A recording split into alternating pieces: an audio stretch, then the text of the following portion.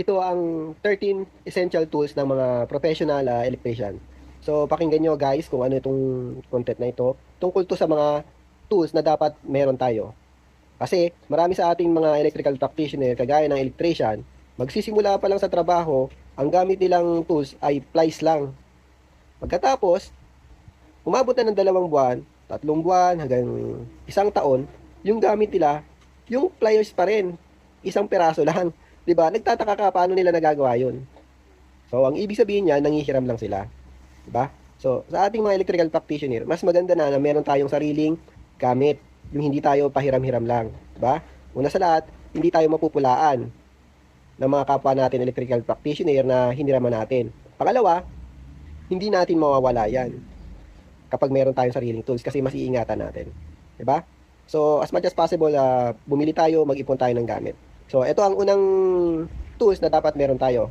Una, yung tinatawag na plies. So, alam naman natin kung saan natin ginagamit yung plies, no? So, panghigpit, pang plies, or pang dugtong ng mga wire. Okay? So, ang sunod natin ay yung wire stripper. Yung wire stripper na yan, ayan yung pambalat ng wire. Mga maliliit na wire. Kagaya ng 1.0, 2.0, hanggang umaabot na, kung di ako nagkamali, pwede dyan yung 5.5 or 3.5. No? Yung wire stripper na yan. So, dapat meron din tayo dyan para hindi nasusugatan yung conductor ng wire. Kasi tayo, mga electrical practitioner, yung plies na ginagamit natin, pang all around. No? Aminin mo yan, sa totoo lang. Yung plies na ginagamit natin, na kaisa-isa lang, pang pukpok natin, pang balat ng wire, ginagamit din natin pang putol ng wire. Diba? Halos all around, diba?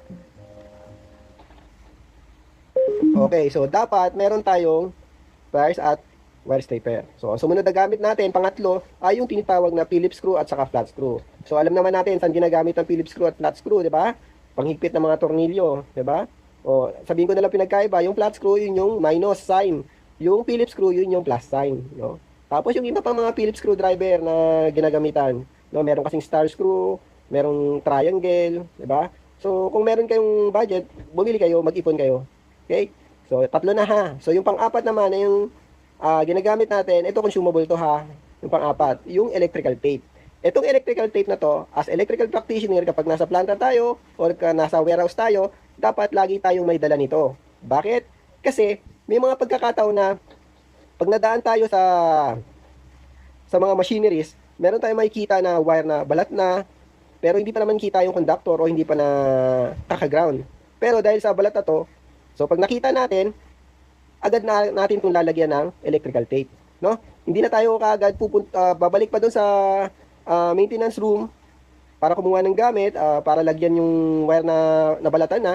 So, pag may dala-dala ka lagi niya ng electrical tape, so, malalagyan mo kaagad yung mga may damage na wire, no? Apaka-importante kung meron kang laging dalang electrical tape, no? Ako, nung nagtatrabaho ako sa planta, lagi ako may dalang electrical tape, saka plies, at saka flashlight. Apaka-importante yan. Tandaan nyo ha, mga bagong electrician o kahit mga veteranong mga electrician. So, apat na yun ha. Yung panglima ay yung tinatawag na hakso. Yung lagaring pangbakal. No?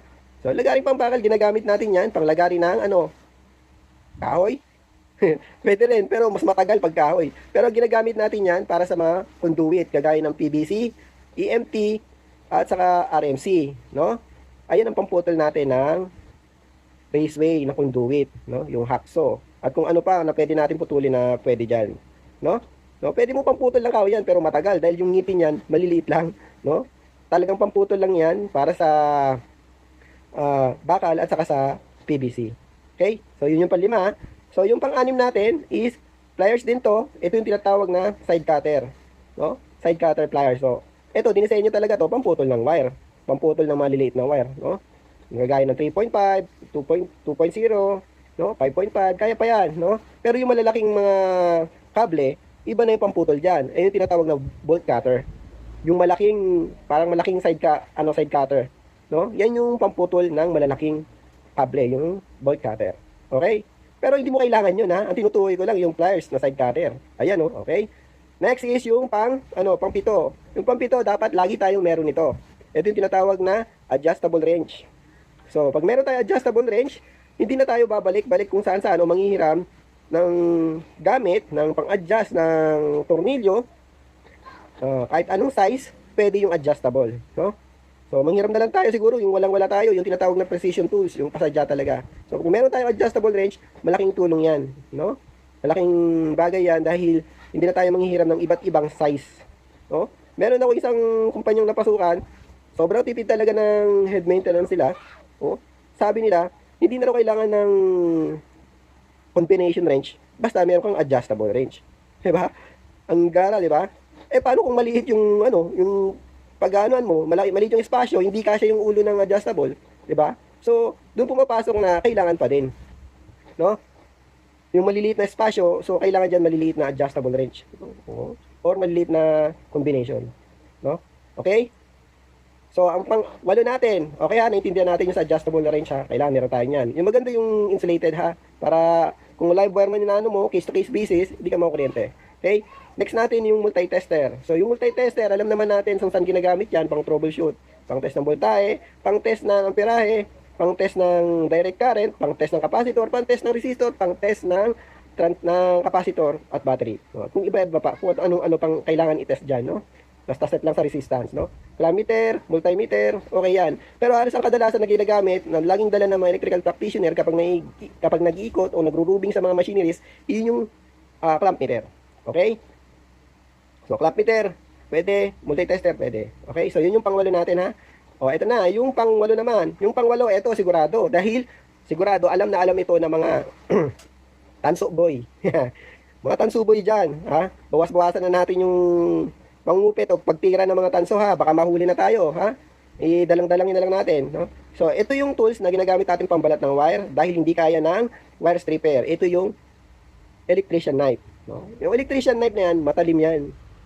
May curve siya para pangbalat ng wire sa mga malalaking wire para mabalatan natin.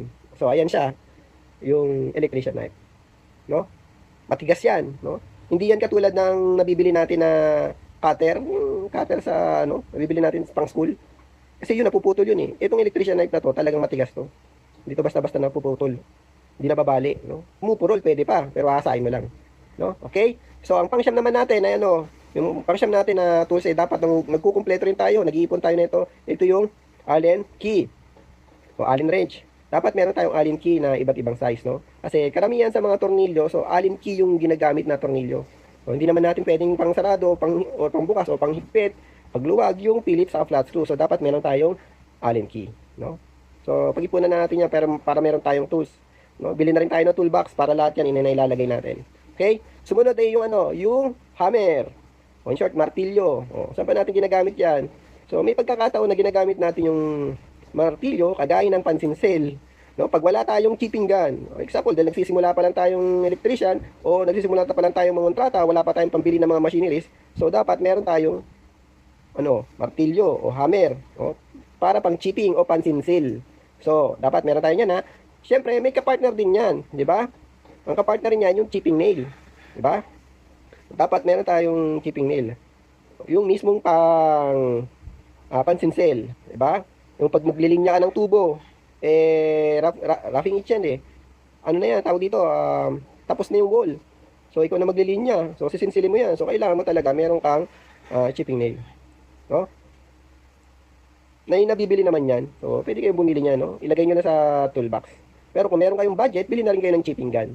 Mas easy, mas madali. Kasi, gagamitin mo lang, sasaksak mo lang yan eh. Kumpara dito sa chipping nail. Okay? So, ang last natin ay yung flashlight. So, yung flashlight na yan, lagi nating dinadala yan, dapat. Hindi lang yung electrical tape. Dapat lagi nating dinadala yung flashlight kahit saan. Lalo na yung mga maintenance building electrician dyan, no? Kapag gabi, nakikita natin, mag-iikot-ikot sila dyan. So, dapat, dala nila yan. Electrical tape, isang plies, at isang flashlight. Okay? So, yan yung mga gamit or essential o napaka-importanting gamit ng mga electrician na dapat meron ng mga electrical practitioner. Huwag nating sanayin na tayo ay manghihiram, no? Nung nagsimula pa lang tayo sa kumpanya, plies lang ang gamit. Nung matapos na at aalis na sa kumpanya, plies pa rin yung gamit, no? So anong na-practice natin doon? Wala. Ang na-practice natin doon yung plies pang pokpok. Yung plies pang putol ng wire. As yung wire natin, naging all around na. Kung nagsasalita lang yung plies natin, no? Hindi ako pang all around. Baka yan sasabihin niya. no? So, mga guys, mga kabaro, mga electrical practitioner, so pagsikapan natin makaipon tayo ng mga gamit. Baguhan man tayo o veterano man tayo, matuto tayong magpundar ng mga sarili nating gamit. Huwag nating sanayin na tayo ay nanghihiram para hindi nakakahiya at para walang problema kung mawala ito. Okay? Kasama yan sa mga dapat i-practice na magandang attitude o behavior ng isang electrical practitioner. So sana, guys, meron tayong natutunan sa mga gamit at dapat na pahalagahan natin yung mga bagay-bagay o mga gagamitin, no? So kung may natutunan kayo, guys, pa-followin siya lang. Good luck and God bless. Thank you, Jed.